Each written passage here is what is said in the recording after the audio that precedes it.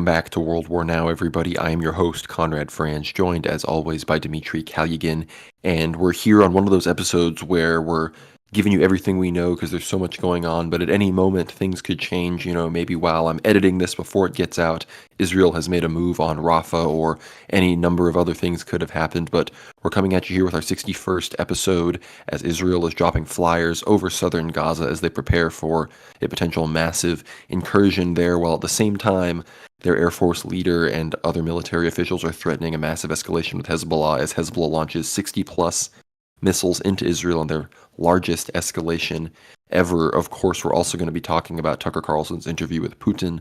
Of course, I reacted to it live. You can check that out on our X account, World War Now _.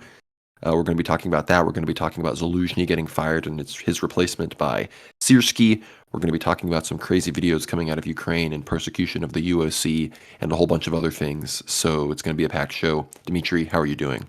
Doing great, Conrad. And yes, as we predicted last week, things continuing to escalate in the Middle East, and there are, official deadlines given of, Netanyahu and other Israeli officials saying there'll be about a 2-week period prior to the Israeli army actually entering into that last and final bastion of Palestinian, I would say, sovereignty in Gaza, which would be Rafah, the city right on the border of Egypt and Israel. So essentially, we're looking at the most southern sort of stronghold at this point. From what I can see, Conrad, on the map, it just looks like a massive refugee camp, essentially. And yes, perhaps it does have several Hamas battalions and brigades actually stationed there in order to defend the people from the IDF.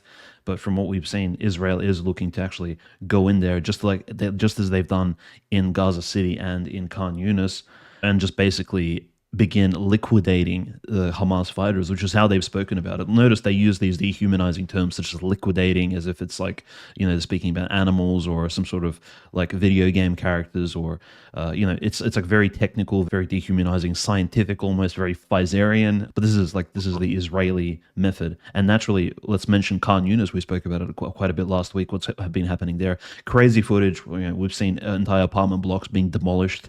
So they just, as we've said, an element of genocide is actually destroying the culture of the local people living there. It's not just killing a bunch of people, sending them to concentration camps, POW camps, displacing them. It's actually destroying their culture, their landscape, where they live, their countryside, in order for them to actually not be able to sustainably live in that place again, right? Move them away, just destroy the incentive for them to actually return. And so these apartment buildings, they plant bombs below them, and just like 9/11, these people destroy these really tall buildings standing in Khan Yunis. It's really, the IDF is essentially complicit in domestic terrorism of a very technical level here.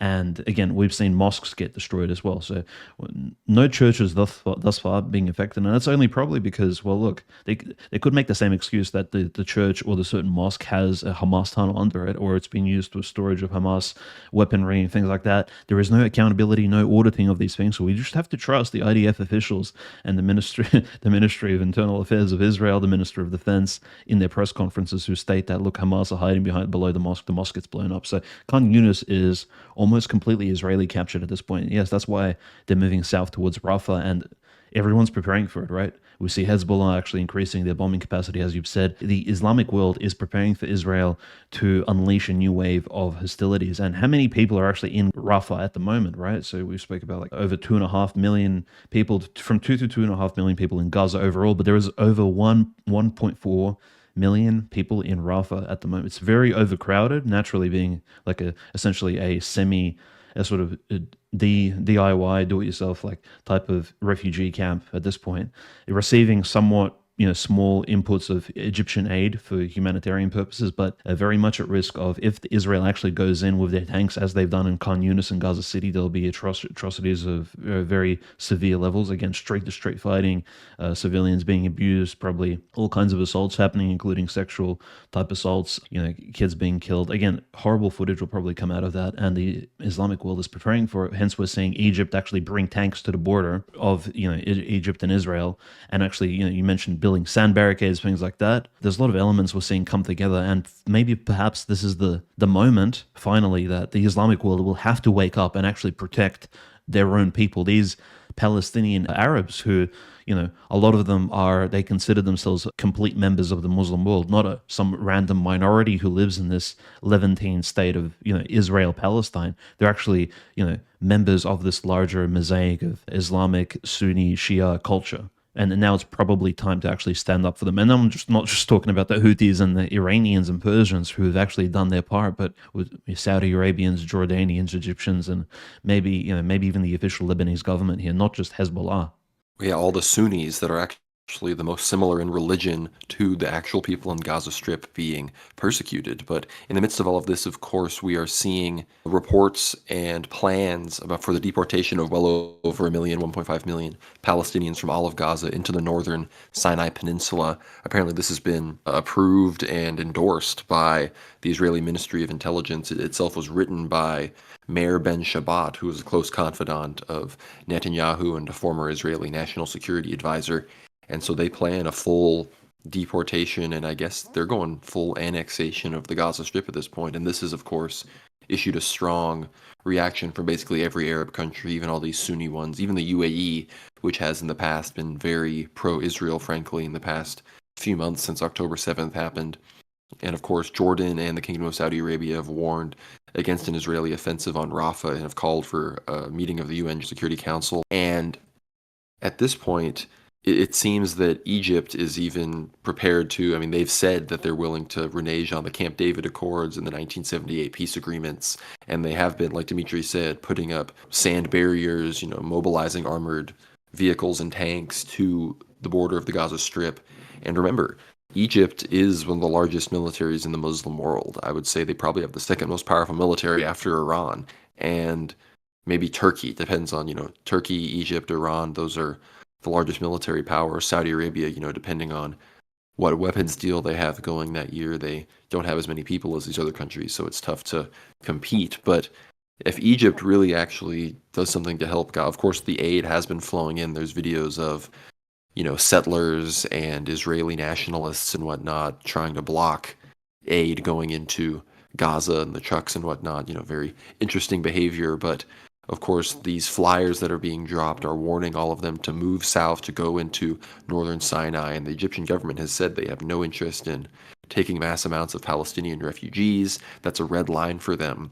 And going into Rafah, I assume, yes, that will involve going into, the Philadelphia corridor, which is 14 kilometers of land into Gaza that is effectively part of Egypt, and there's zero Israeli control or observation or anything over there. And if Israel goes in there, Egypt has said that that is going to trigger unprecedented responses. So we're watching all of that very closely, of course, all while the head of the Israeli Air Force says that while they already have dozens of planes flying over southern Lebanon, at any moment those dozens of planes can become hundreds of planes.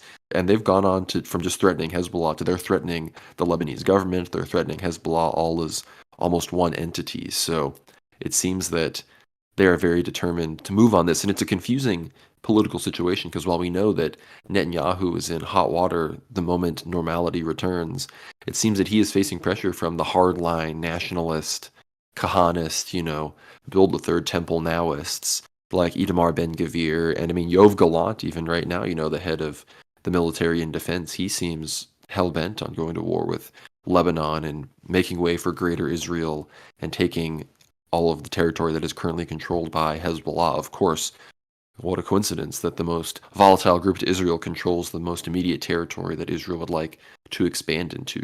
Israel is north of Hezbollah in many ways if you take the Golan Heights and are able to operate in those regards. And of course, those are paths where Syria has been able to deliver weapons from Iran to Hezbollah and whatnot. And it's one of the main ports of trade and of collaboration of the axis of resistance around Israel in general. And it seems that the U.S., I mean, we're going to get into this as well at some point with the Biden stuff, that the U.S. is not quite doing as much as the war hawks in Israel and those that are trying to expand their state need to right now, because we see Biden going after these settlers. We see Biden calling for a ceasefire, saying that the response in Gaza is too strong and all these sorts of things. And is it any coincidence that maybe now suddenly we're seeing probably the worst media situation for Biden we've seen since the beginning of his presidency? Right, and like speaking about Biden, right? I need to mention his overlord, or sort of the guy who brought him into the spotlight, the dark spirit, Obama himself, right? The dark spirit of Obama actually looms over this conflict because we began our expose of the Middle East conflict today on this episode with discussing Hezbollah bombings, and it's like, well, are these Lebanese bombings of Israel at the moment, or long range missile strikes, are they justified? And it's like completely yes, because Israel is at the moment even breaching Lebanese sovereignty. So and this took place on the 10th of February, so literally not even that long ago. An Israeli drone, so this is a drone that's flying high in the sky, it hit a car with allegedly Hamas officials in it 30 minutes out of Beirut, so the capital of Lebanon. So Israelis are just essentially doing what Obama was doing back in the day with Biden under their administration prior to Trump coming to power in the US, where they would indiscriminately breach sovereignty, send their drones to fly over foreign soil, and just decide to bomb certain targets because, hey, it's justified. But this is what Israel is doing in Beirut. Of course, the Hamas official they were aiming for wasn't killed, but the drone hit another car, and now there are two casualties. The car is burnt to a crisp. The people inside, of course, couldn't even take their seatbelts off before they died a very painful death from the explosion and burning. So this is like the Israeli status quo. It's completely disrespecting your neighbors, and I mean, we saw this. Of course. The U.S. is conducting very similar affairs, but that's because the U.S. The U.S. government cooperates so closely with Israel, so it's probably the same strategies that they're using. So, it's not like we shouldn't really look at Hezbollah and say, well, what they're doing is provoking Israel. No, Israel, it's a two-way street here. Both sides are actually fighting a full-on war, and Israel is not looking to seek peace with its northern neighbor at all in this conflict. Israel is not looking to descale or de-radicalize itself in its attitude towards its Arabic Muslim neighbors at all. It's not just about the Palestinians; it's about dominating everyone who's around with as you said, for threats towards Egypt. Right? They're saying hundreds of planes. Like, what are they exactly? What are they alluding to here? Mind you, Israel is a nuclear power as well, so it's the danger here for its Arabic neighbors is severe. It's not 1967 anymore. It's not those wars that took place in the 20th century. Israel is equipped at this point to deal lasting damage, especially like we've seen how much care the IDF and the cabinet, the executive of the Israeli government has taken in regards to civilian casualties. The deaths will be, there'll be a lot of deaths. And frankly, like two points I wanted to make, Conrad, was one, the black swan capabilities of this particular event taking place, not just Houthi related, but also if you look at the Egyptian border, when Rafah and when that corridor is breached by Israeli troops, which undoubtedly it will be, right, because they will be auditing and checking everyone on the ground for membership of being members of Hamas, things like that. That'll be taking place. Those Egyptian troops on the border, when they see their Sunni Muslim, compatriots, their allies, their cousins, their brothers, actually across the border, when they see explosions take place, will they maybe breach orders and just drive their tanks in order to stop these atrocities from taking place without actually taking, without any orders? They're just going to be like, okay, screw it. I'm just going to go in and actually protect my brothers across the border. Similar to how Russians went into Donetsk and Lugansk to actually, a lot of Russians volunteered to fight against the Ukrainian liberals, neo-Nazis, and CIA agents and mercenaries against the Ukrainian army in 2014 and onwards without actually asking permission from the Russian government or the Russian Federation. Maybe we'll see Egyptians actually taking that step forward, and perhaps this will provoke a larger conflict. I'm not sure. I think that's a very key point that needs to be made, because we've seen black swan events, we've seen false flags, we've seen provocations of various types throughout the 21st century. If anything, the 21st century is an era of provocations where they start Maidans, coups, riots in your country, and then they declare it to be a colored revolution. They go in and they reform you from the inside. So they look for pretexts, they look for legal excuses in order to act under certain circumstances, and this may be one of them. So I guess we're waiting for the Arab or Egyptian Strelkov to arise. We haven't seen a person yet. But to me, it seems that the Israelis and the Jews are going to have a hard time putting, this cat back in the bag, because between Netanyahu having, people in less political hot water than him are far to the right of him on how to respond to this. 60+% of the Israeli public, according to Norman Finkelstein, thinks that the Israeli military isn't going hard enough on Gaza. So I don't really see how I don't see how this ends in a peaceful two-state solution at all. I don't think that despite, Biden and Saudi Arabia and these people that previously were more in the Israeli maximalist camp, despite the fact that the two-state solution in the 1967 borders, like Saudi Arabia has now said that they want to in force. I mean, Saudi Arabia has never said this before. Saudi Arabia, like before Operation al-Aqsa flood started, they were on the verge of normalizing ties with Israel. Now they will only do that if the borders of a Palestinian state with the 1967 borders are reestablished with the capital in East Jerusalem. And now Biden is even seeming to signal that direction. It seems that the Israeli population is so far away from that that this can only lead to an expanded conflict, because we're seeing people like, they're bringing in people like Javier Milei, this, international, extremely popular figure. Again, it's his international popularity is curious because, again, Argentina isn't even, the most populated country in South America. But I mean, even look at his Tucker Carlson interview. It's almost at 500 million views. The Putin interview, I don't even know if it's even hit 200 million yet. So it may eventually surpass it. But this Milei guy is an international phenomenon, and he shows up in Jerusalem, and he's just doing tricks on the Wailing Wall. He's crying. He's like shaking. I commented on X. I'm like, does this guy have a demon? Like, is he possessed? It seems that he's just enraptured in this Kabbalistic blood and just this demand that from the Nile to the Euphrates, these people just must control this slice of land that is somehow just vital to Argentinian national interest. And then of course he shows up at I don't even know where this is, somewhere in Jerusalem, and he starts speaking and gives a little history lesson about how horrible the destruction of the Second Temple was at the hands of the Roman Empire, and how he supports the prophecies, how the prophecies have been fulfilled about a fox entering the Holy of Holies and all these sorts of things, and how because these prophecies have happened, he believes he will live to see, the reconstruction of the Third Temple and the fulfillment of all of these prophecies about the destruction of al-Aqsa Mosque and whatnot. It's like, hold on, this guy is the president of a majority Catholic country. Does he not know that he just basically called for the reign of the Antichrist? And he says that he's basically pledging his support to that effort. And I think this character is a clown beyond measure, and the fact that he goes to the 770 right after getting elected in Brooklyn, then he goes and does this. But looking at the symbolism is very interesting. We've talked about the idea of Donald Trump possibly being some sort of messianic figure when it comes to the Jewish Antichrist and the Third Temple. We don't know what role that is. Some have accused him of being a type of Antichrist or the Antichrist himself. We're not saying that, but look at Milei. He's been called the Argentinian Trump. He was this sort of public entertainer. He's got this crazy hair.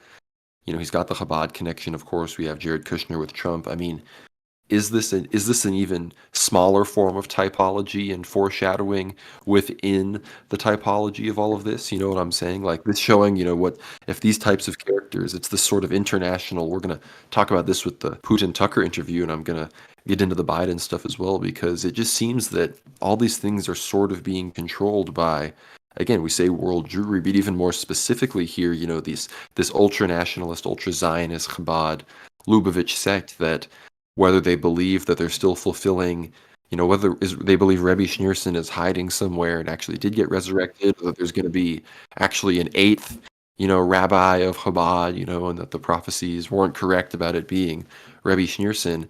It seems that they are, on all ends of the political spectrum, they're exercising total control, because we see Biden. There was that release from the special counsel showing that 8 years ago, Biden was basically deemed unfit to stand trial by reason of dementia and mental decline in his age on these documents cases, that he had all these classified documents from when he was vice president in his garage and all this other stuff. And then he decides to do a press conference, and the press are suddenly so hostile, and he accidentally says that al-Sisi is the president of Mexico, and that Mexico borders Gaza, instead of Egypt, which of course we were just discussing. It's becoming one of the biggest stories in the region right now. And all of this happens, and Biden is really facing calls even from within his own party. Democrats are talking about the 25th Amendment, invoking this, and ultimately this would lead to like a Kamala Harris being on the ticket, who's somehow even less popular than Biden. Of course, people are talking about Gavin Newsom, Big Mike Obama, and these other characters, but I'm not convinced per se. I think Biden is still the only person they have that could even remotely have a chance of even appearing to get enough votes to go up against Trump, which then they could, of course, help with cheating. But it seems to me that this is all coming not so much because they're realizing that electorally they need to get rid of Biden. It's happening because Biden is balking on his Zionist credentials and is supporting a ceasefire, is going against these Israeli settlers by issuing these executive orders. he's calling the response in Gaza, overdone and all these other sorts of things. And again, maybe there's more things happening behind the scenes. There always is. But now with Saudi Arabia, of course, turning harder towards the popular Islamic position as opposed to the, political position that favored Israel, it seems that we're gearing up for what will probably ultimately end up being a confrontation between Israel, the U.S., and then what is effectively the entire Muslim world, as even the United Arab Emirates begins, like I said before, to disavow what Israel is doing right now. And of course, Malay representing this cohort of international right-wing leaders that, again, we're going to talk about this with the Putin-Tucker interview, but frankly, Tucker Carlson himself seems to be kind of connected with. We have Malay, we have Bukele in El Salvador, we have Orban in Hungary, who Orban just blocked an EU order to sanction and go against the Israeli settlers in the West Bank.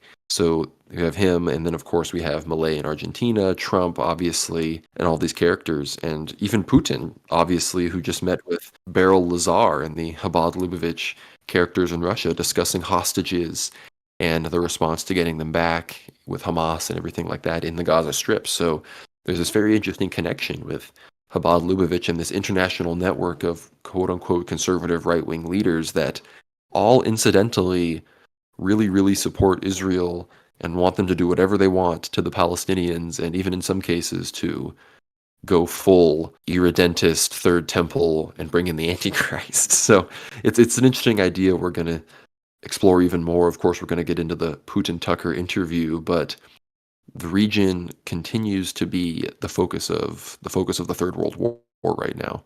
Yeah, 100%. I think one illusion that has been dispelled as of late has been the fact that, well, it's not just the religious, it's not just the religious them boys. It's not just the rabbis. I mean, it's not even them at all. It's these secular IDF hawks, right? It's these secular politicians working inside of Israel. It's the Zionists. It's these characters who we can name who are strictly political. It's like, no, that's not the case. We've seen rabbis of all sorts, of all colors, carrying all kinds of flags alongside the flag of Israel, of course. Rabbi Osman from Ukraine, Rabbi Ber Lazar has traveled to Israel. They're all making these military-type pilgrimages in order to support the IDF and the army. And more recently, there's been a giant interview on one of the Russian channels between a big Russian libertarian, Mikhail Svetov, who interviewed Richard Spencer recently as well. Mikhail Svetov was the mediator in a debate between a Russian communist named Maxim Shevchenko with over 1 million subscribers and Rabbi Mikhail Finkel. It sounds very much like Jackson Hinkle, but very interesting. Rabbi Mikhail Finkel is a Moscow-born, very well-spoken, super eloquent Russian rabbi who moved to Israel because of his Zionism. And this is a Hasidic, as a Chabad rabbi. And in this debate, it was such a heated debate. Of course, the communist Shevchenko was actually pro-Palestinian. Meanwhile, the rabbi was really strongly pro-Israeli. Debate ended up basically being a draw, just because both men were really well-spoken. But what was interesting about this debate, and only took place a couple of days ago, was that the rabbi actually showed such severe hatred for Palestine, and the fact that he was arguing for essentially the complete deportation of, like, he knew his facts. He knew every single mischievous thing that the Palestinians, or the so-called, he called them the Arab invaders, what they've done to the local Jewish and the local Orthodox Jewish population of Palestine, of the Middle East. He knew about every single pogrom that's taken place, encyclopedic knowledge. These people remember things, they hold grudges, they don't have the same principles of forgiveness. I mean, they do have a principle of forgiveness, but it's in a more scapegoatish form. It's not in the form of confession and actually letting go of your sins prior to communion. This is a different religion we're speaking about. Yeah, sure, they claim to be Abrahamic, but there's nothing of Abraham here. It's more of other darker historical characters, more rabbinical, more Talmudic, and these people are not. We need to understand this. These are not people who venerate and worship God the Father. It's a different God that they're looking at here. And they're looking for the Antichrist coming. So a very interesting perspective, right? To see a rabbi actually be so vocal. And he's like, yes. He's like, don't worry, Maxim. It's been a good debate, but Rafah will be taken and Hamas will be destroyed entirely in just 2 weeks' time. And this debate will be completely useless because Hamas will be annihilated and Palestinians will be sent to Egypt. And it's like, wow, okay, this is a huge Russian channel politically on YouTube, and they're just not afraid to say it even in Russian. This is like completely crazy and a violence of a very next level with a religious context to it as well. So just keep that in mind. Yeah, look, Millet actually danced, sort of gyrating on the wall, crying, having this relationship with this idolist construct, right? That this wall is an idol of sort. It's probably possessed by several demons. We spoke about on one of our previous A4 episodes, the fact that demons attach themselves to not just physical objects, but also geographical places, locations, because of veneration of idols and other sinful things that the humans have done in that particular context and place, in that atmosphere and habitat. And so this wall there's probably a lot of demons hanging out there. And as we've seen from the lives of saints in the past, like the great martyrs, Saint Panteleimon, Saint Catherine, Saint George, Saint Dimitri, when they enter a pagan temple or they hang around pagan idols, the idols themselves fall apart. It's this anti-magnetic sort of relationship here. Whereas with Malay, it's like in the saint's context, saint walks into the temple falls apart around them because the demons leave, they flee. It's like it's a negation, it's a rejection effect. Whereas with Malay, it's almost like the magnet of the wall, the demons pull him in, and he's completely like hands out, doing a T-pose on the wall, crying, and like he's getting sucked into the black hole here. I mean, it's a little bit esoteric, but that's what it looked like. It was like, okay, so he wants to be one with the wall, he wants to be one with this particular satanic religion, which is now promoting bloodshed on a very on a scale we really haven't seen since I would say, probably the Zionist cleansing of Palestine and all those purges that took place and the genocide and naturally even the Bolshevik Revolution, the Red Terror. So these are events which took place in the last century, but this is the first time we see Israel really getting unhinged, really getting blood on their hands, and this. It's not the Israel that the church is. This is a false Zion we're talking about here. So really bad news. And you said Chabad being involved behind all of this. Yes, absolutely. We've seen the same Chabad people. They seem to be linked in some, it's almost like the Sadducees and the Pharisees. I'm going to quote Leonid Bolotsin, who very important character in terms of Russian Orthodox Christian eschatological writing as well as political writing. He used to work for Russian Idea, Russian Linia. These are really big publications in the 1990s. Very big monarchist writer. But he said that it's almost as if modern them boys, Jewry in the world is almost split into these two sects, just like we read about in the New Testament when you have Pharisees and Sadducees. It's almost as if the Pharisees are these rabbinical types, and then you have the Sadducees who are more Sadducee, they're more of the bankers, they look secular, right? But in fact, they're actually really tied. The Pharisees and Sadducees work together in this alliance, behind maybe like a secret priesthood in the background, maybe a Sanhedrin of sorts. Maybe, I mean, this is a bit conspiratorial, but perhaps this is what's happening. This is why people like Netanyahu, they may appear, he just looks like a typical Middle Eastern politician, like physically, physiognomy-wise, but behind the scenes, perhaps he does have his own rabbi who advises him on policy and things like that. So I think this is what needs to be considered. And and when the veil is actually unfurled and we actually see behind the scenes who the Wizard of Oz is, all right, at the end of the road in the Emerald City, I think it'll probably be someone with a hat and very peculiar hair. It won't be like a secular looking politician fellow. No, that's real. And of course, just to finish this up on this in Malay and everything, is it really a coincidence that, again, this whole thing starts Operation al-Aqsa Flood in response to like a mass Talmudic rabbinic ritual in the al-Aqsa Mosque itself? Hamas launches its attack.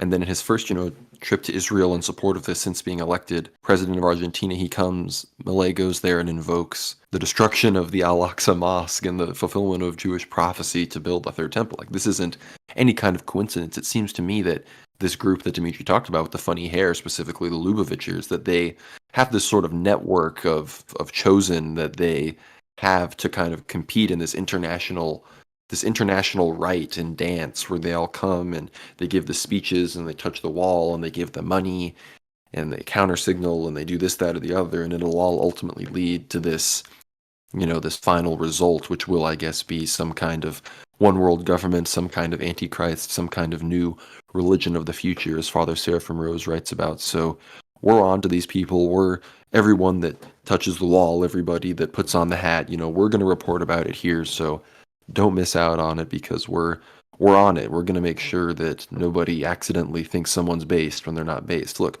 we like Orban, we appreciate what he does, but he's totally operated on by the Mossad. Like, the whole party and operation is approved by Israel, and there's many other cases. So don't fall for it. But unless there's anything else to say on this, of course, we're hearing reports that the invasion into Rafah has already been greenlit and they're just waiting for the political go-ahead.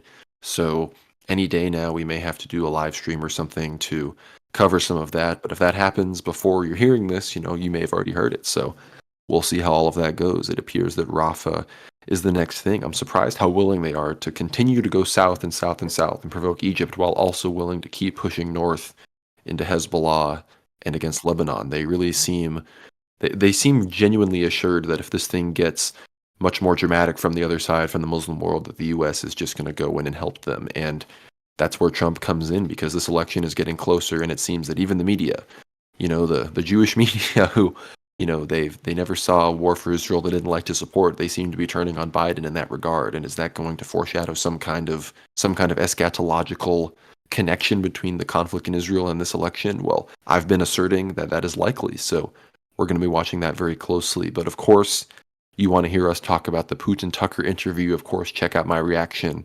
I got totally shut down on YouTube about 15 minutes in to covering it. We had hundreds of viewers, so very disappointing. Censorship, very annoying, because there was others that were totally allowed to watch and react to it. So I don't know what really happened there.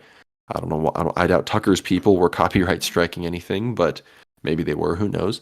But I watched the whole thing. I haven't watched it fully twice again, but I've seen a lot of sections and clips and went back and scrubbed through, and it was very interesting. It was both from a content perspective and from a dynamic perspective, and the reactions were very interesting. Some people feel one way, others are more polarized, and people are calling each other stupid for thinking it was one thing or the other. But there's some good memes as well. A lot of people with the image of Putin holding up the folder and saying that and here we go back to the time of Melchizedek, or whatever interesting era of ancient history you want to make a joke about, somebody giving a tedious history lesson starting from somewhere, because he did say, oh, let me go for 1 minute 30 seconds, then he went for 30 minutes on basically starting in like the 8th century when some of the earliest stages of the tribal existence of the Russian people were forming into statehood and nationhood and empire. But Dmitry, I guess I'll ask you first of all, what are your overall impressions? You weren't able to join me on the stream, so this will be the people's first look into your mind. What's your reaction to this interview?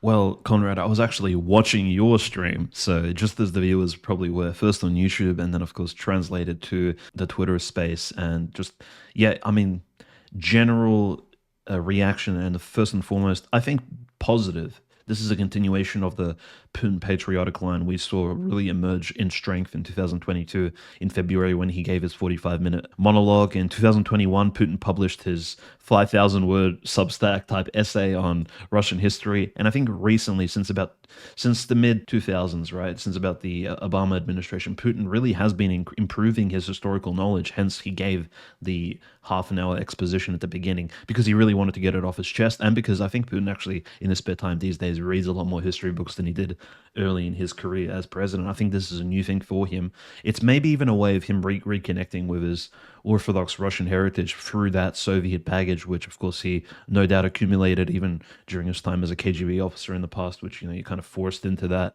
sort of Komsomol type ideology naturally back in the day. But Putin, right, the interview started off pretty strong. Putin did sound somewhat condescending. Tucker Carlson, right? He wasn't, I think, expecting Putin to give this lengthy exposition. He probably had a lot more questions prepared for him. But given that you notice how the interview came to an end at around the 2-hour mark, it's because Tucker realized it was long. And so even the questions which he still had preserved for Putin probably weren't.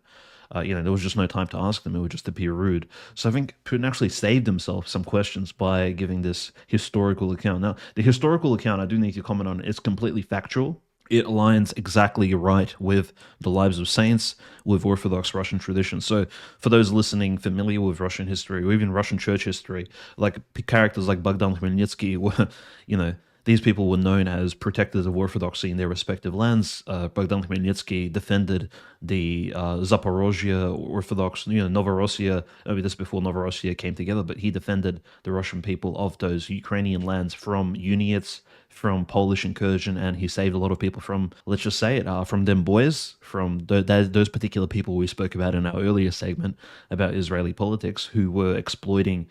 Putin didn't mention these details, but everyone knows who Bogdan Khmelnytsky is. You can search him up, and those were the documents he gave to Tucker Carlson as well as a gift, which I found very interesting. Generally, though, Conrad, the sentiment was positive. I did see a lot of very interesting facts and allusions brought in throughout the discussion. One of the most probably striking, because mind you, a lot of this information that Putin actually provided Tucker, most knowledgeable viewers and listeners would probably already know, but it's quite nice to hear the president say them again and kind of rehash them for us, which means that he's still standing on his line that he began in 2022 or even prior to that. But what was interesting is at the end, when he spoke about the alleged spy that was being held by Russian authorities and the fact that there'll be a spy exchange, he mentioned a certain Russian patriot who assassinated a murderer, a terrorist in Berlin, in the capital of the European city. He didn't name him by name, but most likely Putin was alluding to the Russian. Now he's being held in German custody. There's a man called Vadim Krasikov.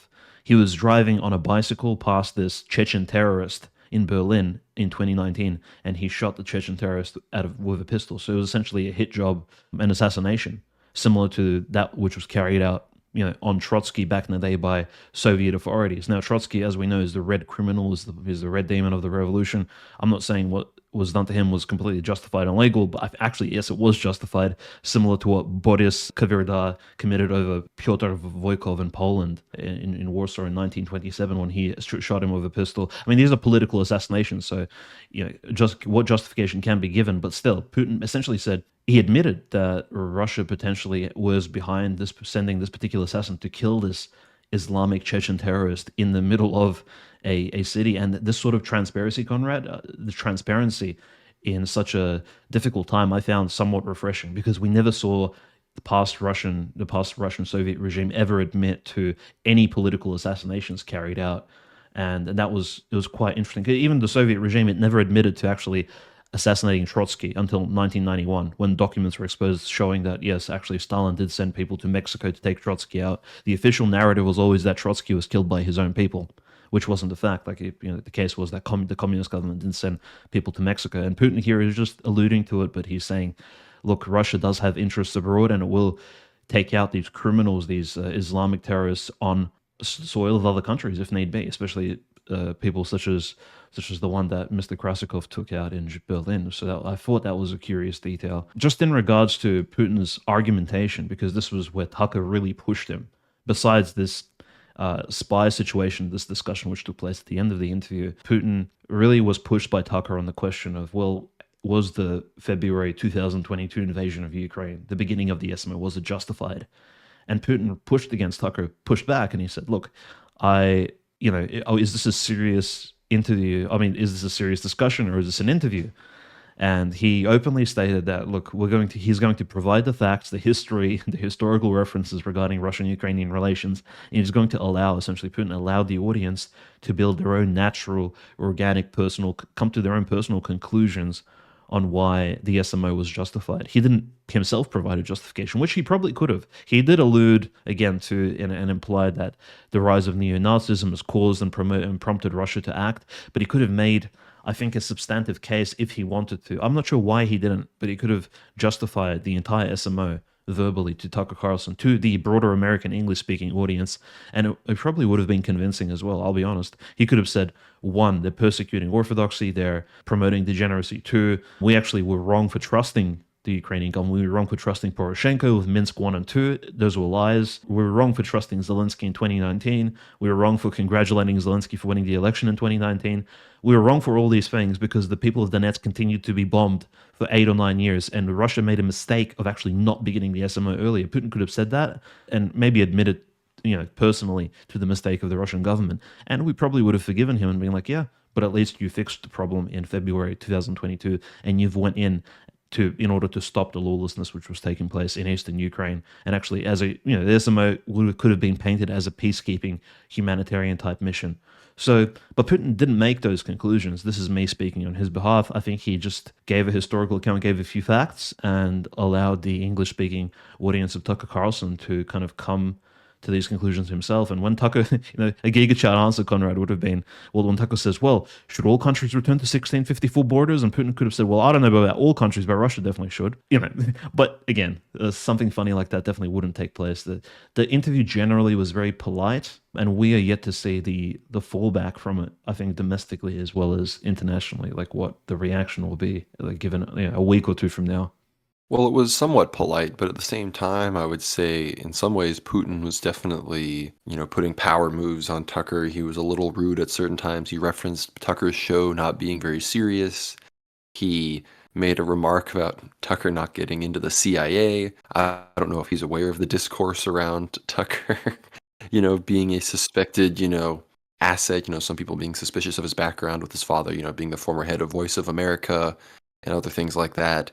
I don't know if Putin was, throwing something to those people. I don't know if he's that aware, but and then he did the whole I'm going to give you a minute of historical background and then talked for 30 minutes, basically ignoring Tucker trying to interrupt and get back to talk about the more modern day stuff, which, that was kind of Chad. It was like a flex, but it kind of revealed that I don't know if his main goal in this was to make a great case to, the American conservative audience about why Russia's doing what it's doing.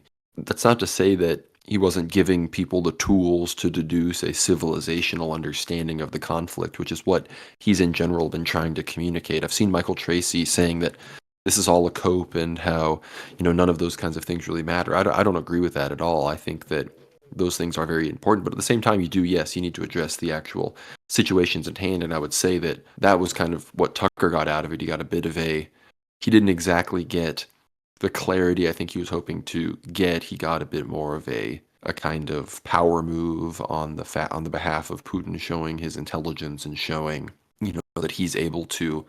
I think that one of the implications was almost that, like, you as an American could never like really understand, right? Like that's kind of that's a little bit of the implication.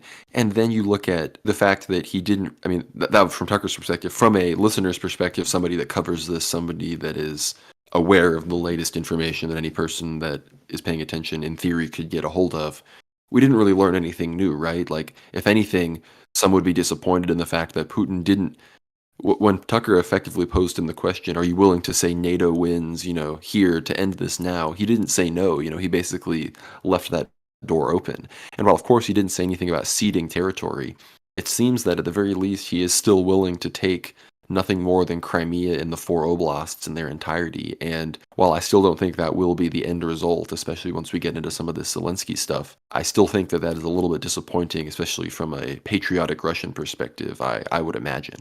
Yeah, I think a lot more could have been said. A stronger case from Putin's perspective could have been given. He could have naturally elected to take the stance of previous Russian saints and make a very strong case against the persecution and the fact that the entire Ukrainian territory still needed denazification, demilitarization, and denazification not just because there was a lot of World War II allusions, I'm sure you've noticed, but he could have mentioned the fact that, well, it's not just because they're right-wing neo-Nazis, but it's the fact that they're Banderite, anti-Orthodox groups within Ukraine which need to be taken out in order for all these churches and monasteries to be saved. And he could have said, well, Tucker, you've covered the persecution.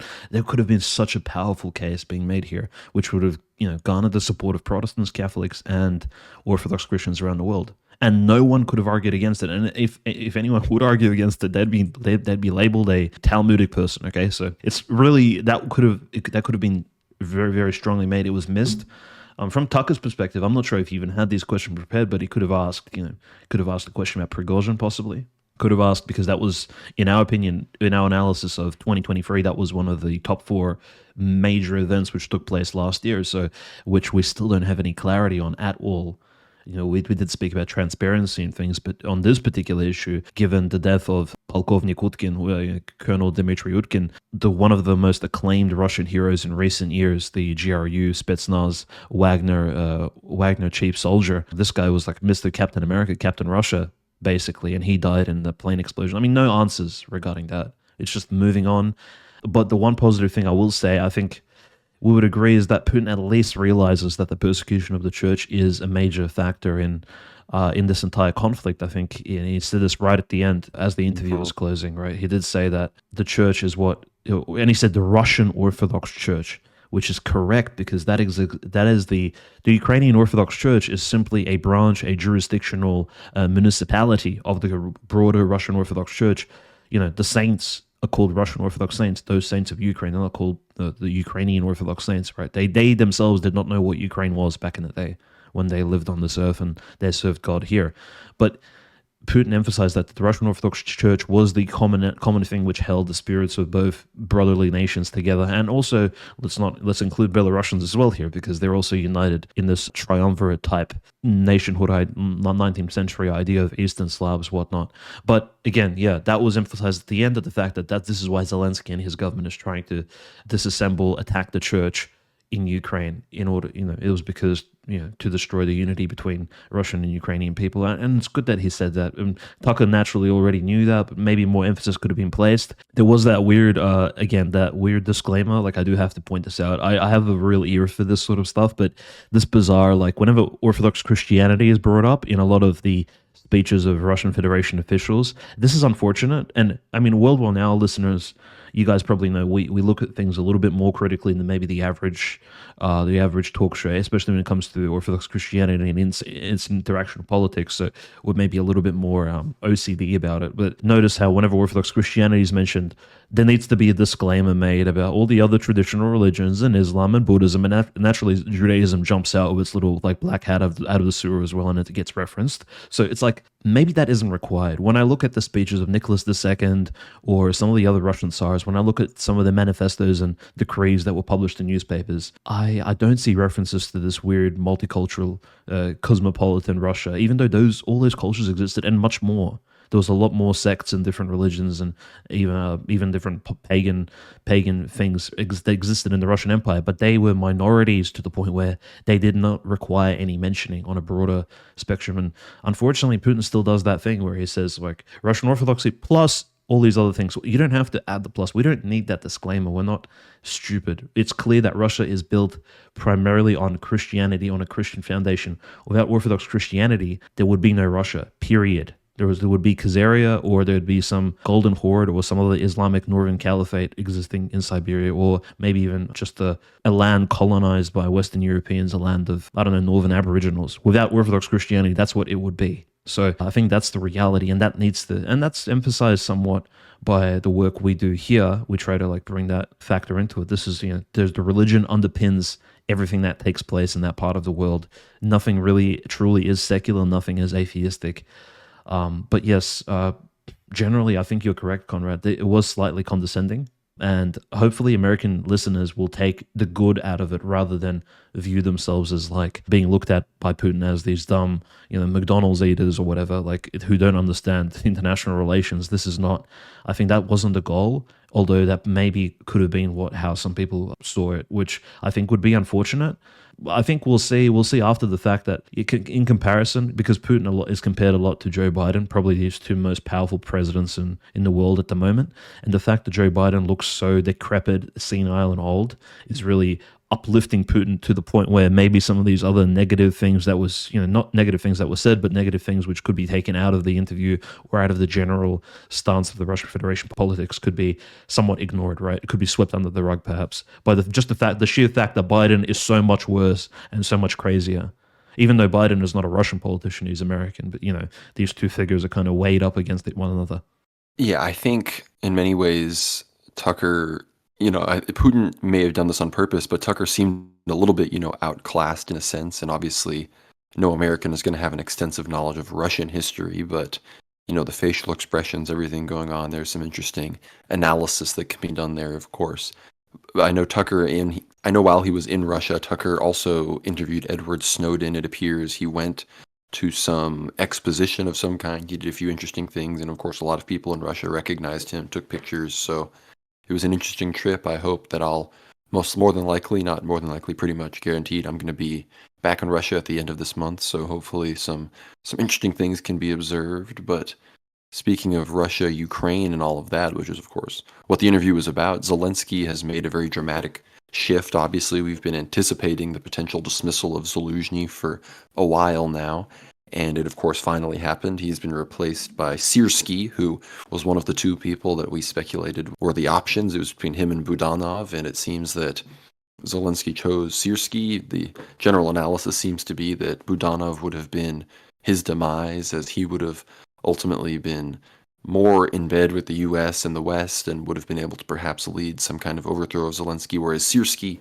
deeply unpopular in the military, is responsible for some of the most disastrous offensives and battles and fronts in the war so far. He has a very high death toll on his under his command. Many people die when he sends them into battle, and he's not very popular per se, and he himself is Russian as opposed to Zaluzhny being a full-blooded, Ukrainian.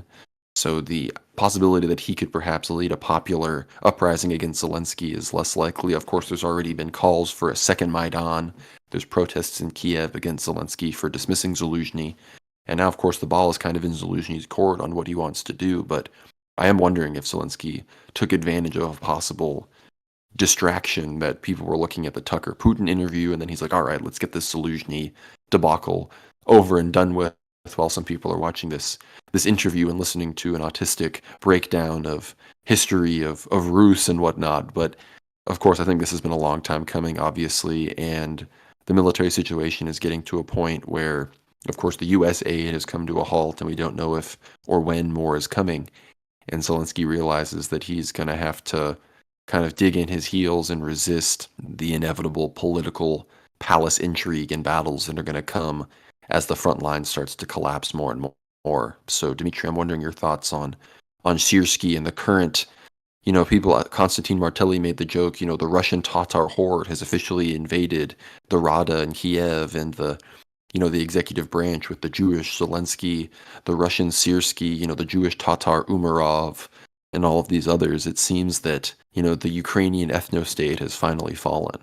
Well, lest we forget, the Khazarian Khaganate was a multicultural entity, very strongly diverse. It had Russian mercenaries working for it. It had Turkic Islamic mercenaries, had even a contingent of Arabs actually working for it for money, and naturally the elites were of a certain group as well, definitely conducting themselves in very disproportionately anti-Christian manners throughout the 8th and 9th centuries before they were destroyed by the Russian state, that Putin actually referenced in his speech. But this replacement, I think you mentioned, it's a great analysis. The fact that Syrski and Zelensky are essentially counterweights. They're very similar figures. Zelensky is unpopular in terms of civil politics, in terms of electoral value. He has to, the election will probably even be cancelled this year because of the fact that he's gutted Ukrainian society, just as Syrski has gutted the Ukrainian army. Millions of people have fled Ukraine. There's been no peace deal. There's been no real attempts at a peace deal, which is one of the things Putin discussed in the interview with Tucker Carlson. The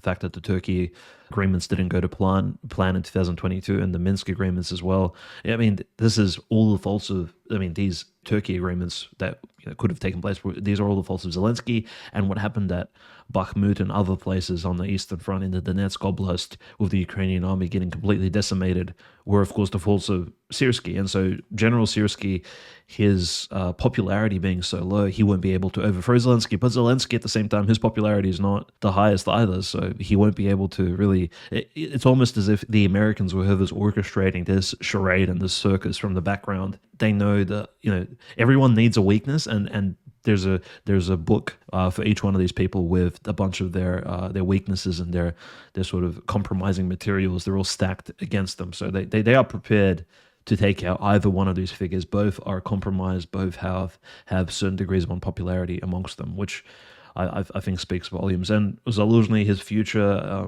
will he go to serve as some sort of NATO advisor? Will he go to give lectures on military? He did it recently. Zaluzhny last year in December did become a doctor of philosophy, I think. He gave his he submitted his PhD. He received his doctorate degree. So, who knows, right? Zaluzhny is a scholar.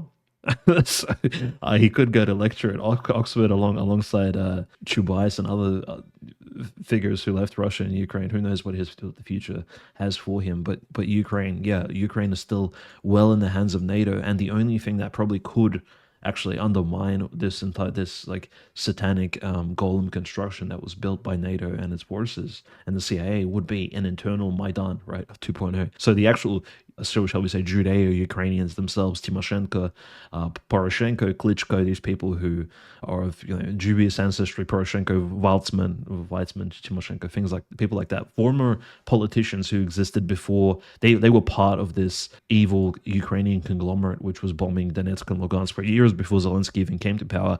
They're itching. They want to turn at the trigger, I think. and they want to turn. They saw the popularity Zelensky was receiving from the mainstream media. Zelensky's become literally like Time magazine's like Man of the Year, I think, like in 2022. So Zelensky's so popular, they want some of that as well. These people are greedy. These people are demonic. They're not Christian.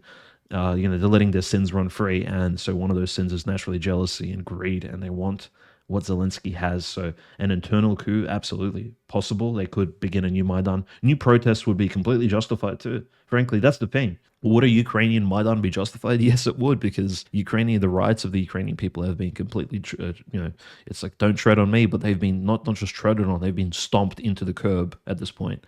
Any sort of rights, even the most basic, even if we don't believe in liberal democracy and human rights being a UN sort of weird construction, the Ukrainian people have been demoralized, humiliated, embarrassed, and been sent to the front lines under the leadership of Zelensky, Syrskyi, and this like weird Tatar Rustam Umerov, right? And Reznikov, I don't even need to mention that last name, and his particular contributions, the previous Minister of Defense of Ukraine. These people, they're all butchers. It's not just Syrskyi who's in charge. All of these people contributed to the depths of millions, not the depths of millions, but millions, depths of hundreds of thousands, and the displacement of millions of Ukrainians over the last year and a half. It's not the fault of Putin. It's not the fault of the SMO.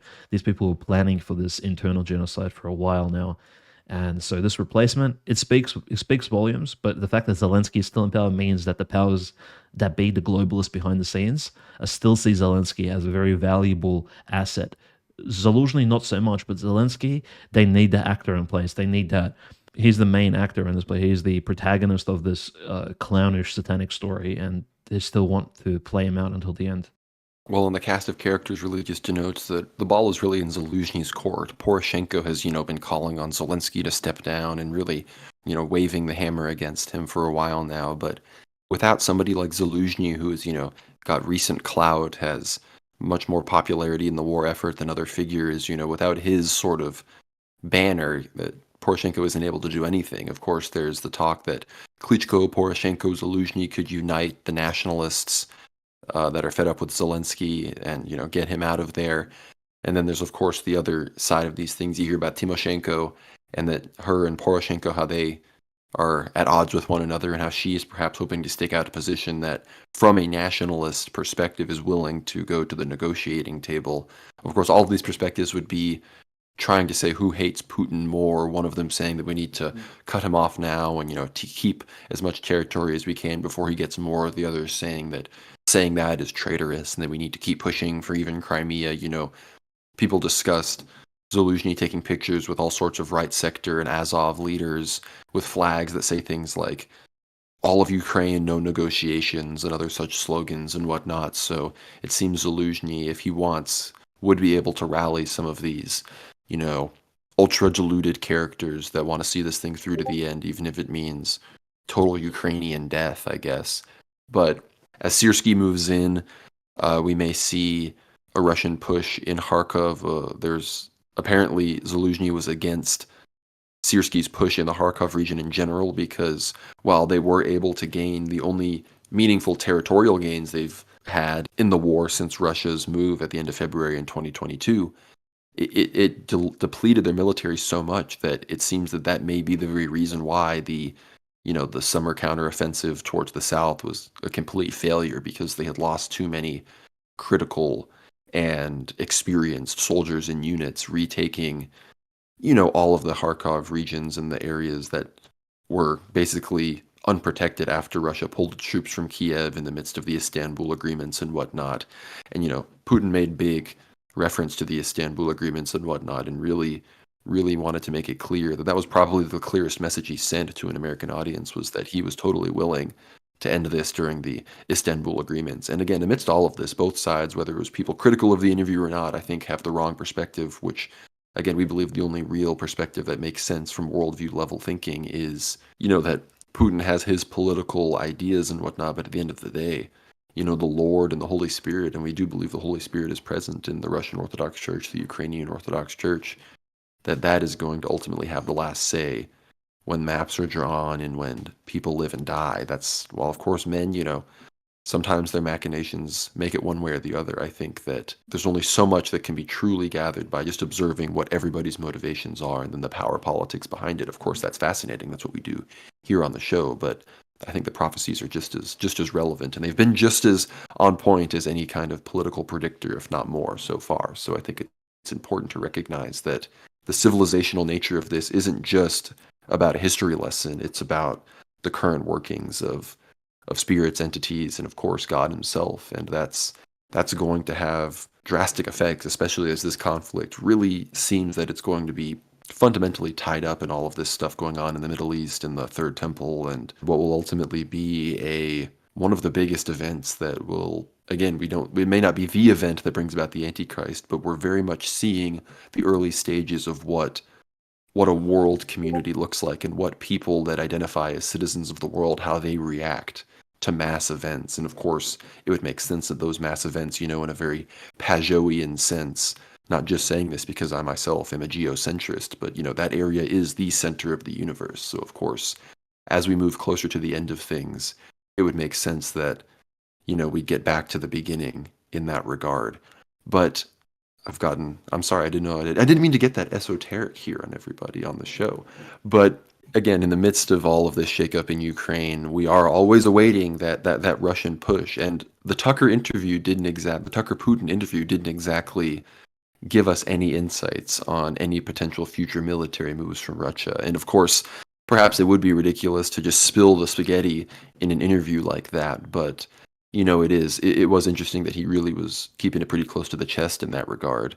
But of course, Dimitri, I want to hear some of your thoughts if you have anything on what I just said, but we've seen some pretty crazy videos that the persecutions continue very dramatically in Ukraine, and we're seeing churches being seized, people being beaten and whatnot, all while the ecumenical patriarch both turns the other way and continues to spread the same tentacles of schism and fake autocephaly across the Russosphere in Estonia, Lithuania, and even now interfering with stuff in the Macedonian church.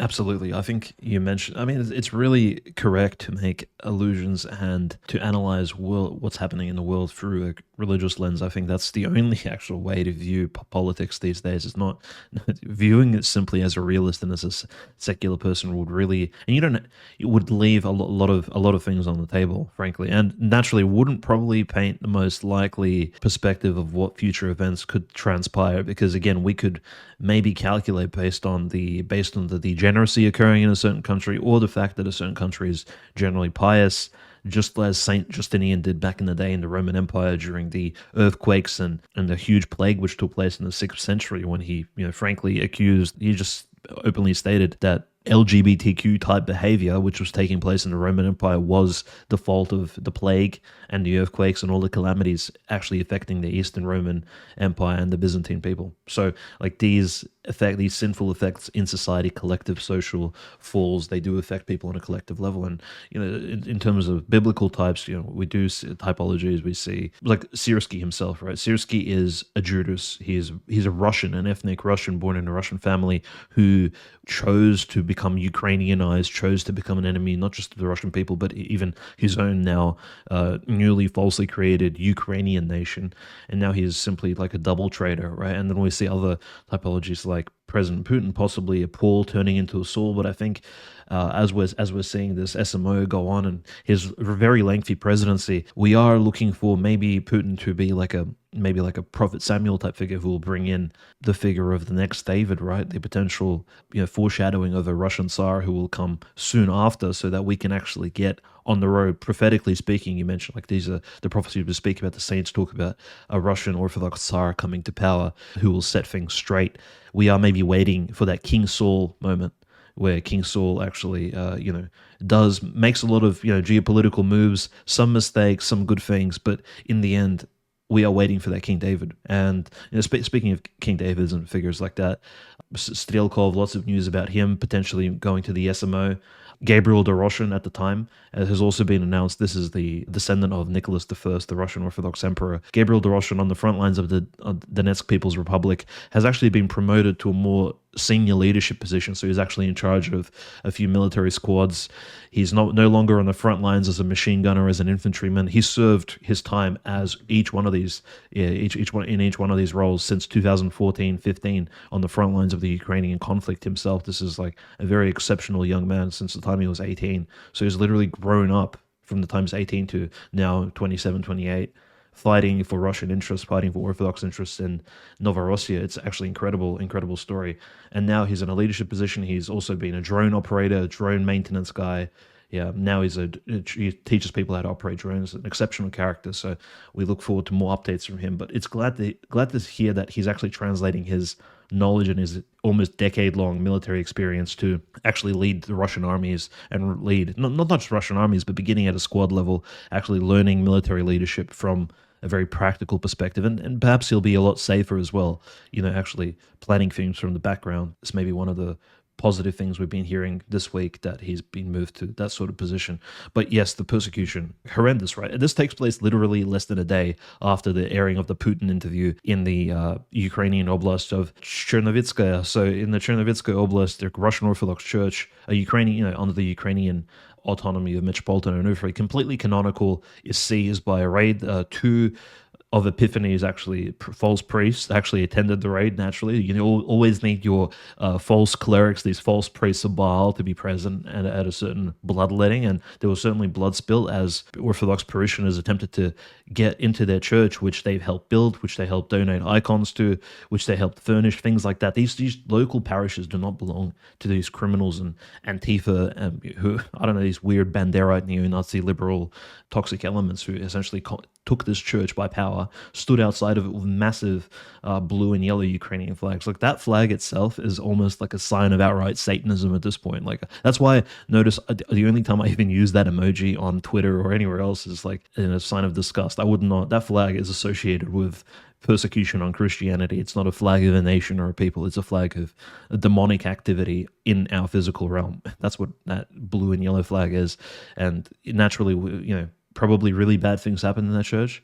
Possibly, there's these criminals stomping around. The anti-mince was most likely taken by these false priests, because that's what they do. When they raid a church, they take the anti-mince cloth and then they either tear it up because it has the signature of, say, Patriarch Alexei II or the signature of Patriarch Kirill. They maybe take the holy relics out of the anti-mince, or maybe they even use the anti-mince because, like pagan scholars, they believe it has, well, it does actually have the blessing of the Holy Spirit, but they treat it as this like sacred object, as this object which has magical power, and so only on this object can we conduct a liturgy. But the fact is, if you're not a member of the church, you can't conduct a liturgy, even if you use sacred vessels and objects which have liturgical value inside the church, outside of it, right? So they're treating it just as Tsar Belshazzar did in the Old Testament when he took the vessels and he wanted to drink from them from the old Jerusalem temple in Babylon. It's just, this is like really biblical type stuff. People like Alex Jones like to make these analogies, but this is, what's happening in the world today is very, very biblical. It's very, very dark, and I find it fascinating reporting on it because, frankly, I couldn't have imagined things like this taking place a decade ago.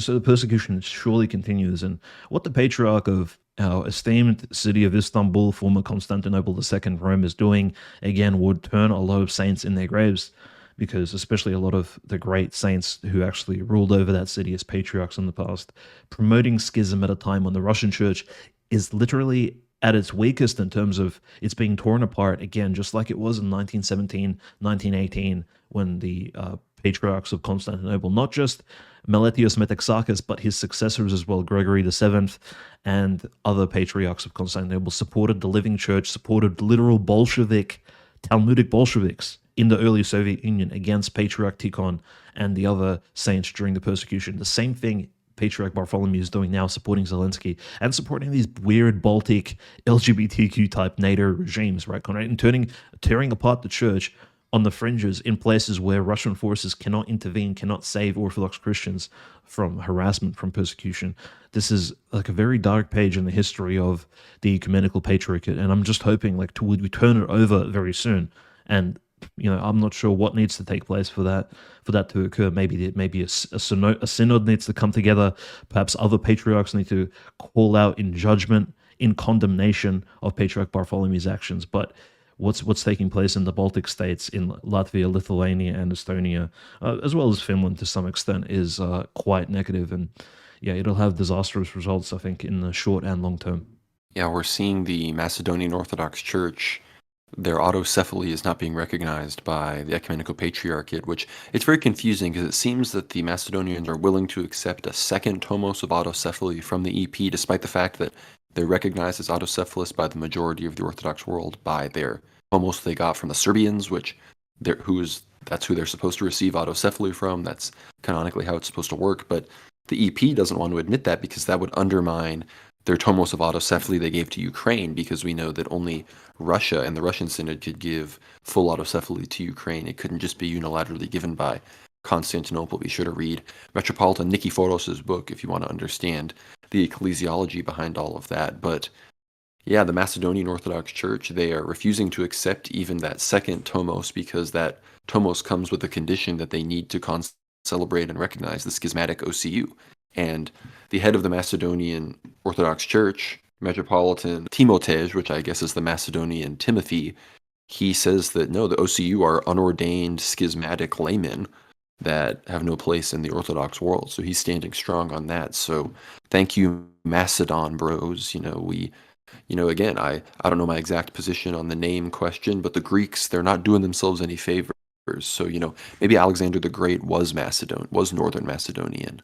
Just that'll get me some hate. And sorry, Greek bros. We're just messing around here. Just stop. Just get your people in line a little bit. But in the midst of all of this, perhaps God is sending a message, and this is a bit less fortunate, but it ties directly in with the OCU persecutions as they, exercise demonic power over the canonical worshippers of the Ukrainian Orthodox Church.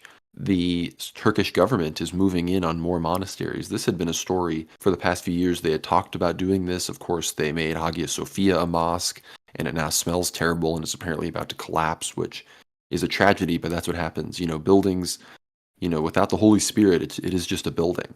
And we're seeing the same thing happen now with the historic Chora monastery, which apparently it's in Istanbul, of course. Apparently it's about to open as a mosque later this month. And this is a 6th century monastery that was originally converted into a mosque after the Ottoman conquests in the 16th century. But beginning in 1945, it operated as a museum until the decision of the Turkish Supreme Court in 2019 and Erdogan's decree in August 2020 that ordered it to be turned back into a mosque. Since then, the church has been undergoing restoration work in preparation for its reopening as a mosque, which the state has announced will happen on February 23rd. So, yeah, you've probably seen pictures of some of the most famous frescoes of the resurrection of Christ. I mean, literally the famous icon of the harrowing of Hades, of Christ pulling Adam and Eve up out of hell, that's at this monastery. But I don't know, I guess they're going to cover that up because that's a heretical image in the wisdom of Islam, of course. They're going to cover up some of the most beautiful, transcendental, sacred imagery because of their pedophile religion.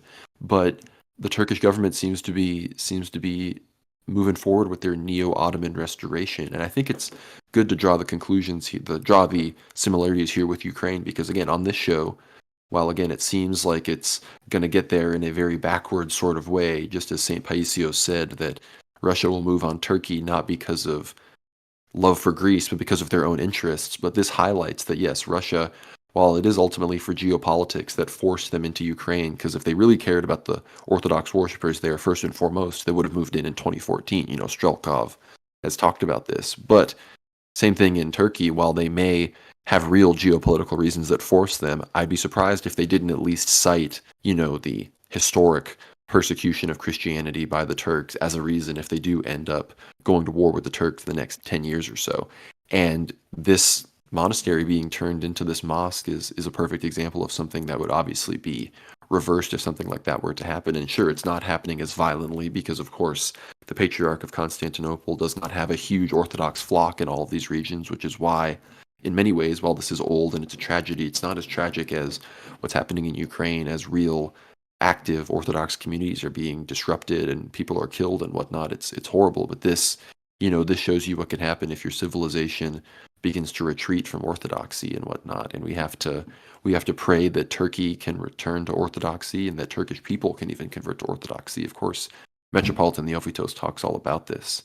But Dmitry, unless you have anything you want to say about perhaps Metropolitan Longin and any updates on him, I know there's investigations on what is happening to him. And of course, you mentioned the Lithuanians and the Estonians as the EP continues to, breach all sorts of canonical jurisdictional canons and whatnot in its work. It's a real mess.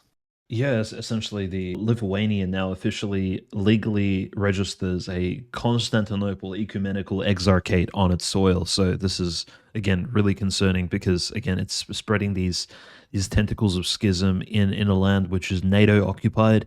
It is NATO controlled. There's not going to be any deterrence for any of these potential clergymen from canonical jurisdictions of the Russian Orthodox Church into going into say this exarchate because maybe NATO and Greek and the Greek exarchate actually pays more, right? So it could be like the Moldovan Romanian scenario where Romanian church actually pays more money to its clergymen than the Moldovan church does, and so well the clergymen simply move jurisdictions because they receive more funds, and understandably so. In the Orthodox Church, clergymen have families. They have you do see reasons why they need to upkeep those families, and payment goes a long way in this regard. But this is one of these pretexts. Like, what is more important: canonical ecclesiology, Orthodox tradition, or money and well-being in this earthly life, right? So it's just one of these tests, and this will be the test that Lithuania will be facing now that the EP has certainly moved in. It's a test that Estonia has been facing, for the last 100 years, being pulled between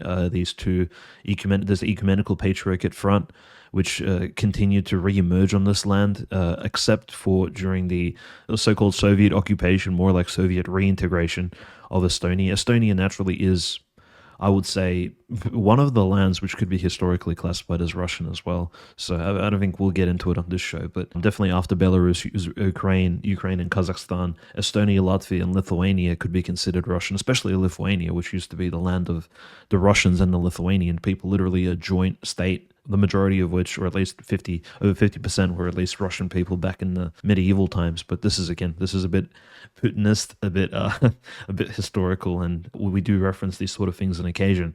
Metropolitan Longin faced, we mentioned his beating last week very briefly because the news has just come out and it's just been confirmed. There are horrendous photographs. His face is swollen, bruised. He was beaten outside of his house by, there was a knock on the door. He was let in. This is the official story on the night of January the 22nd. So this happened a little while ago, actually. But the fact is, the pious and humble metropolitan simply announce didn't announce it, and so he has been undergoing treatment and getting taken care of for a few weeks now. But yeah, he's returned back to serving at the liturgy, and he's finally announced that during a sort of once everyone has kissed the cross, he's wearing sunglasses right at the liturgy, which is it's pretty cool looking. But that's because his eyes were bruised, his face is so swollen that he's just trying to hide any sort of just trying to hide the marks and scars on his unfortunate face. Maybe his eyesight is damaged, but it shows that in the Ukrainian regime, they're not afraid to beat bishops. They're not afraid to beat clergymen, the most respected ones. I mean, Metropolitan Longin is a living saint, essentially. The way he caters to his adopted children, things like that. It's just amazing. His life is an example of a hierarch. We mentioned him in our favorite hierarchs episode, but he needs to be studied. This is an exceptional man, reminiscent of somebody like St. John of Shanghai and San Francisco. Just enormous kindness, and the fact that he's the one being abused shows that the Ukrainian regime is actually not of God, and it's an evil permitted by God. And these people are not God's chosen elect, or even not even democratically elected, but not even elected by God to rule over Ukraine. It's a demonic influence, a demonic possession, which God permitted by the sins of the Ukrainian population to rule in that land. And this is like the clear example of that, because none of this is godly. This is direct persecution, going back to the early centuries when Jews and pagan Romans used to beat up Christians and persecute them openly. And Zelensky is one of those type of people. So of course he would orchestrate these sort of events. Horrendous outcomes come out of horrendous political decisions, as we've seen on the show over time and time again. We hope that it actually comes to light that he's okay and he's restored to good health, especially considering the fact that Metropolitan Longin unfortunately has suffered heart complications as well. So we wish him good health, especially we wish him to stay around, right?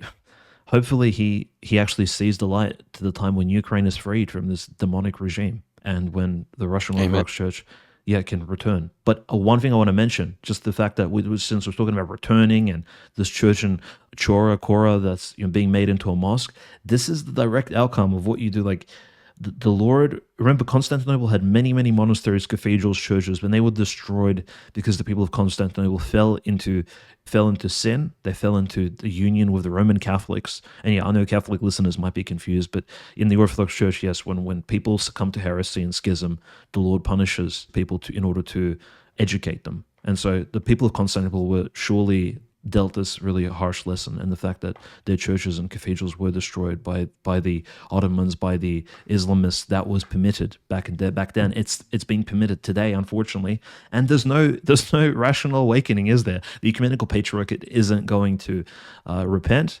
Its bishops aren't going to say, well, what's one of our most beautiful churches in Anatolia, in ancient Turkey, is being converted to a mosque. How are we going to react? What can we do? And the only action they can take is cause more schism in the Baltic states. Like, this is wild. This is crazy. But for Russians, well, Russians cannot save this church in Chora, cannot save the monastery, cannot turn Hagia Sophia into a cathedral. Why? Because it's simply not yet on the priority list. We understand history. Kiev to Russians today is 1,000,000% more important than Constantinople. Like, Kiev has more relics of saints, has more cathedrals, more churches, more pious Orthodox Christians living in it than Istanbul does.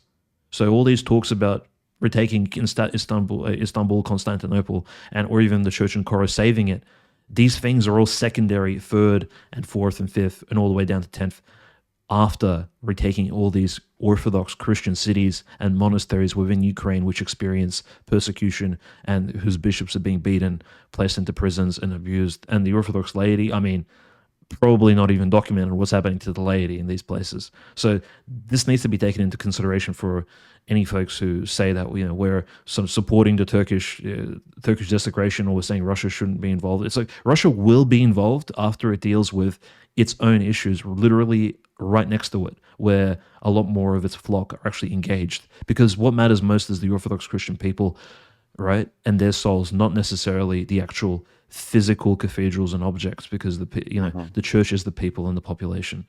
I totally agree. And speaking of terrible political decisions that have spiritual consequences, the Greek government, they continue to slowly but surely move forward with their homosexual marriage plans.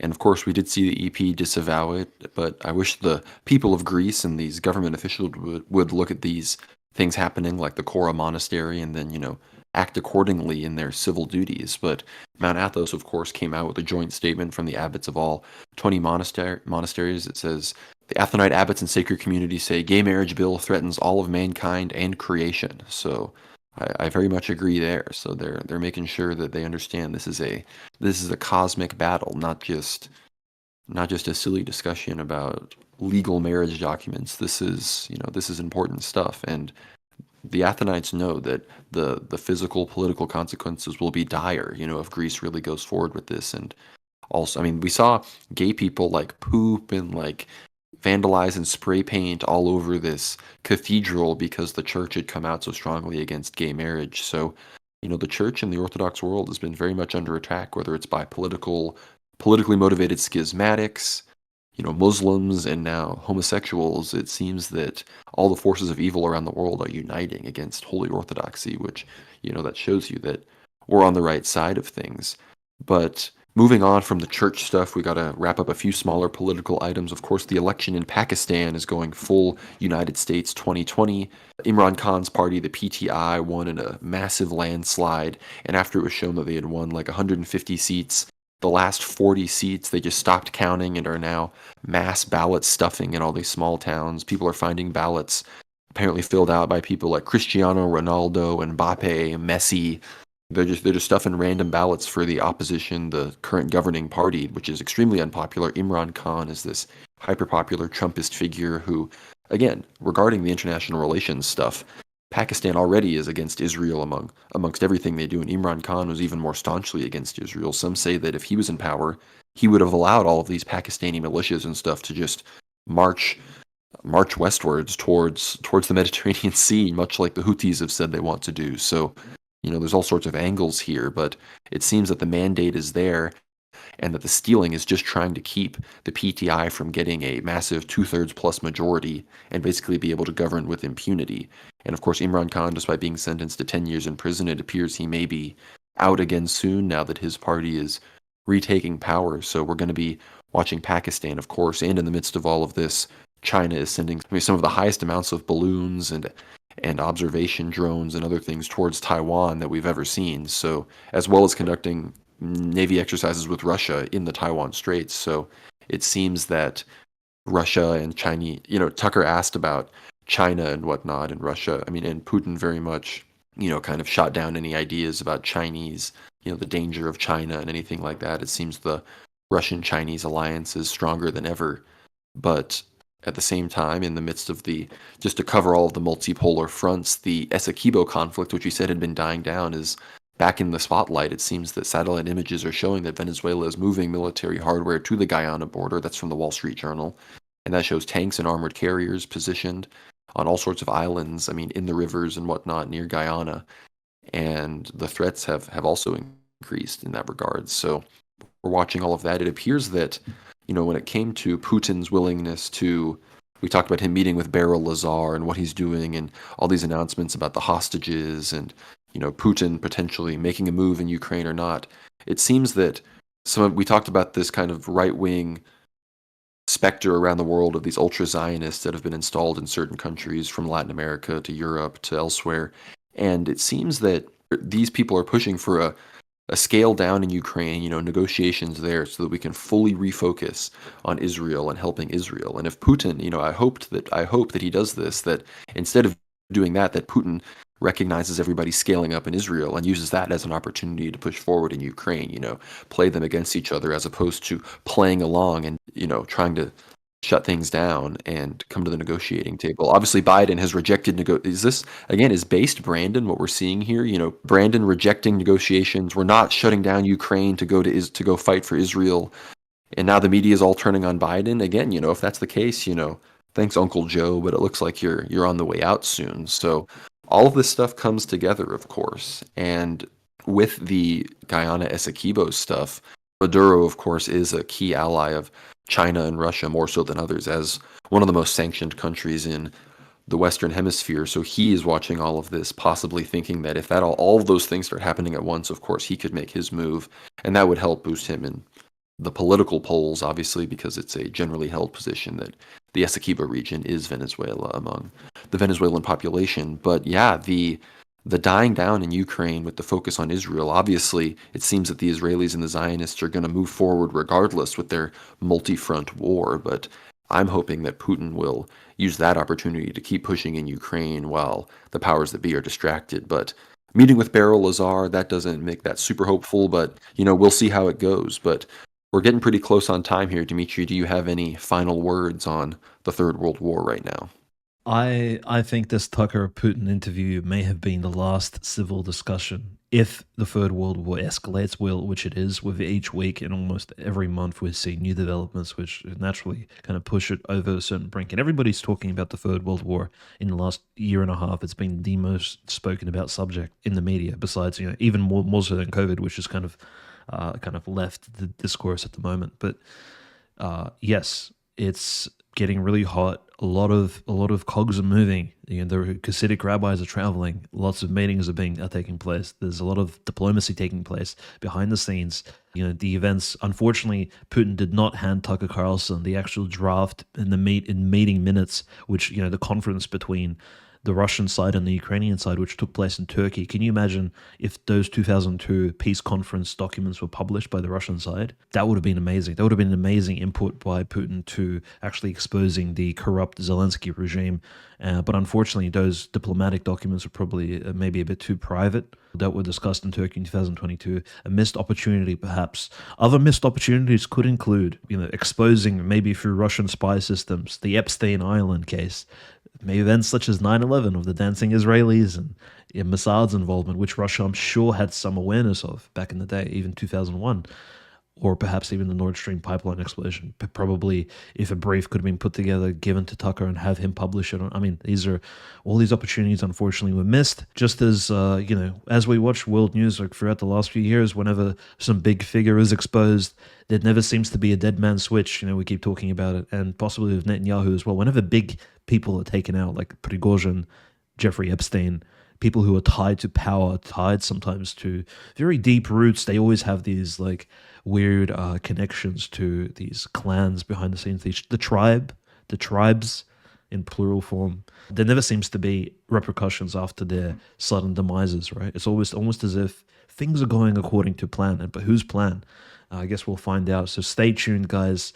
Lots of crazy developments, and we do recommend, me and Conrad do recommend you watch the Putin-Tucker interview, just to kind of, if you haven't watched it yet and you've watched this episode first, we do recommend you watch that 2-hour interview, only because just to have some context as to what's taking place in the world. It's one of the probably the most important interviews, even though for an avid listener of World War Now, the information may not be new. I think you'll find the historical elements of it at least somewhat refreshing, because all the historical facts given by Putin were actually all correct. Zero lies at all, like completely zero.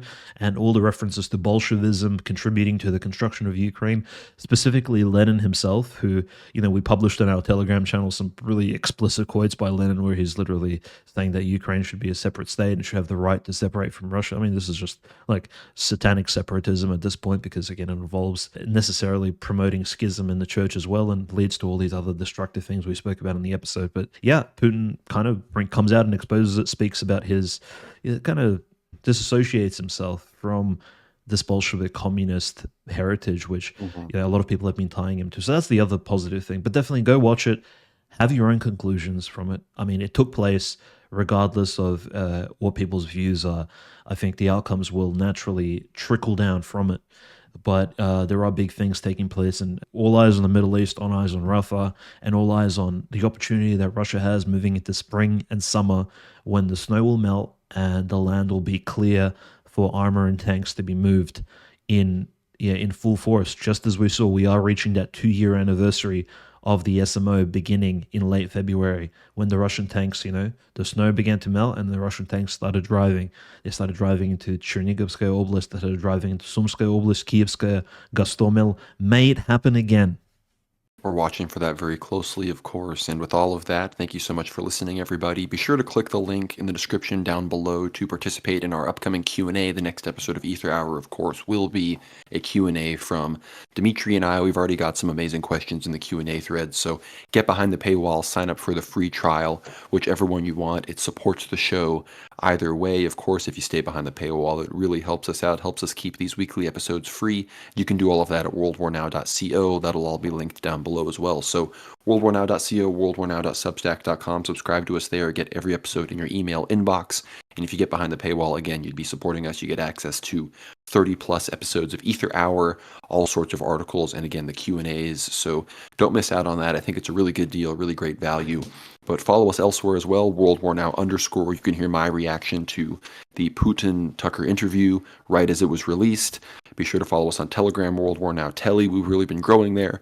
We've really been getting shared by some big pages, so the Telegram is always one of the first places to hear breaking news, so be sure to check that out. Follow us here on YouTube, World War Now, whether you're listening on Substack or not. Subscribe to that channel. We do stuff there. My live stream of the Tucker thing got shut down, but we're still up there. I think we're still monetized as far as I'm aware. I'm not sure, but subscribe there. Subscribe on Rumble, World War Now. Follow me on Twitter @/X @GnomeRad. Follow Dimitri @OCanonist. And yeah, worldwarnow.co. Again, that's our home base. And with all of that being said, thank you so much for listening, and God bless.